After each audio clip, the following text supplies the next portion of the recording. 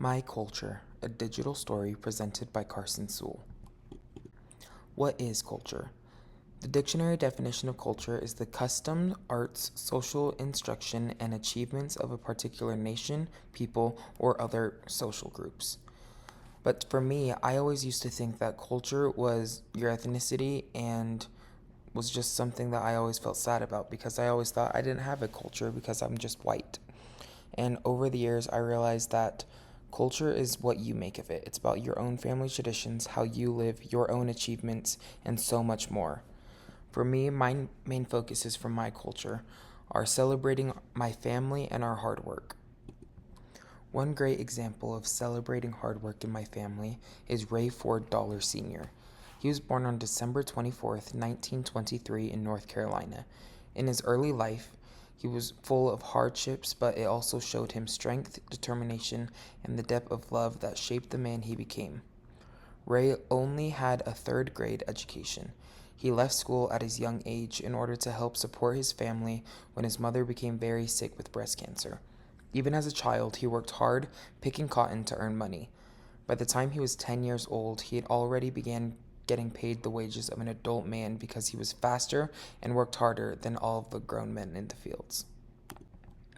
In 1938, Ray's mother passed away from cancer at the young age of 35, leaving him and his two sisters, Vinnie Pearl and Ella Dar, behind. Watching her die slowly left him deeply traumatized and caused him to develop a stutter that stayed with him for the rest of his life. Even though he faced challenges with reading and speaking, he never gave up. His hard work and strong will carried him through. At 18, Ray decided to join the military during World War II. Because he couldn't read well, he guessed on the entrance exam, and to his surprise and everyone else's, he got a perfect score. This allowed him to choose whatever branch he wanted to serve in, and he chose the Navy. During this time in the Navy, Ray worked as both a gunner and a cook. It was there where he met a man who changed his life forever by teaching him how to read. This man took Ray underneath his wing because others were making fun of him, showing him kindness and giving him a skill that would open the doors for his future. Ray's strong work ethic never left him. Growing up poor, he knew the value of hard work and determination. On October 4th, 1948, he married Bonnie Hathcock, who became his lifelong partner. Together, they built a large and loving family with 11 children. 6 of them would grow up and become business owners and successful entrepreneurs. Over the years, Ray and Bonnie's family grew, including 45 grandchildren, a true legacy of the love and perseverance. Life wasn't easy for Ray. He and Bonnie lost a baby at just 3 weeks old due to heart defects. On the day they lost their child, Ray returned to the hospital parking lot to only to find that someone had stolen all 4 tires from their truck, leaving it on cinder blocks. Even in moments like that, he stayed strong for his family. To support his large household, Ray worked as a janitor and at a gas station attendant. He was always finding ways to provide. He often went to yard sales and bought things cheaply and then fixed them up and sold them at flea markets to make extra money. He also loved gardening and canning foods.